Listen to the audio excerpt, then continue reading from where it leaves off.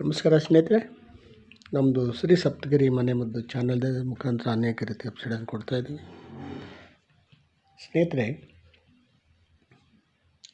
ಇದು ತಿಂಗಳ ಉರುಳಿ ಅಂತಾರೆ, ಬೀನ್ಸ್ ಅಂತಾರೆ. ಆಯಾ ಪ್ರಾಂತ್ಯಗಳಲ್ಲಿ ಆಯಾ ಭಾಷೆಯಲ್ಲಿ ಏನಂತ ಕರೀತಾರೆ ಅಂತ ಅವರಿಗೆ ಮಾಡ್ಕೊ. ಇದು ಹಣ್ಣಾಗಿರ್ತಕ್ಕಂಥ ಬೀನ್ಸ್. ಇದರಲ್ಲಿ ಬೀಜ ಇರ್ತದೆ. ಈ ಬೀಜದಿಂದ ಅನೇಕ ರೀತಿಯ ತ್ಯಾಜ್ಯಗಳನ್ನು ಮಾಡ್ತಾರೆ. ಆದರೂ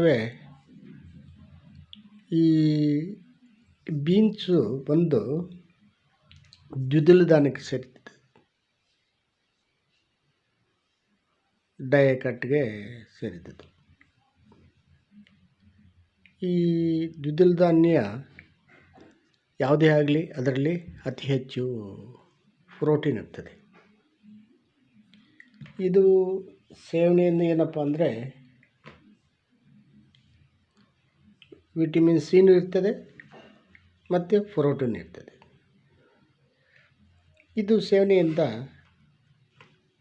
ನಮಗೆ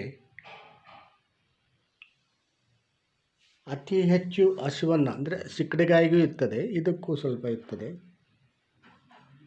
ಅತಿ ಹೆಚ್ಚು ಹಸಿವನ್ನು ನೀಗಿಸುವ ಶಕ್ತಿ ಇದಕ್ಕೆ.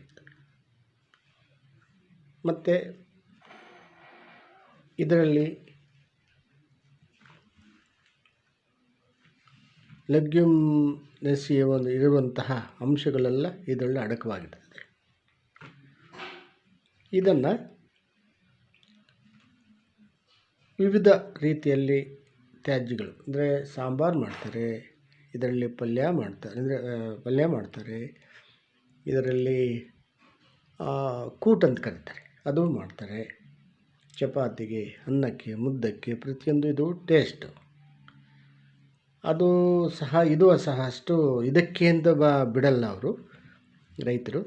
ಆದರೆ ಈ 1-2-3 ಹಾರ್ವೆಸ್ಟ್ ಆದಮೇಲೆ ಇದನ್ನು ಬಿಟ್ಟಾಗಿ ಇಷ್ಟಪ್ಪ ಇದೆಲ್ಲ ಬರ್ತವೆ. ಇದನ್ನು ಮಾರ್ಕೆಟಲ್ಲಿ ಮಾರ್ತಾರೆ. ಇದನ್ನ ಪರ್ಚೇಸ್ ಮಾಡಿ, ಇದು ಸೇವನೆಯಿಂದ ಆರೋಗ್ಯಕ್ಕೆ ಭಾಳ ಒಳ್ಳೆಯದು. ಪ್ರತಿಯೊಬ್ಬರು ಇದನ್ನು ಪರ್ಚೇಸ್ ಮಾಡಿ ಸೇವನೆ ಮಾಡೋದ್ರಿಂದ ಒಳ್ಳೆಯದಾಗುತ್ತೆ. ಸ್ನೇಹಿತರು, ಇದನ್ನು ನೋಡಿ, ಲೈಕ್ ಮಾಡಿ, ಶೇರ್ ಮಾಡಿ, ಸಬ್ಸ್ಕ್ರೈಬ್ ಮಾಡಿ, ಎಲ್ಲರೂ ನೋಡಲಿ, ಪ್ರತಿಯೊಬ್ಬರು. ನಮಸ್ಕಾರ ಸ್ನೇಹಿತರೆ.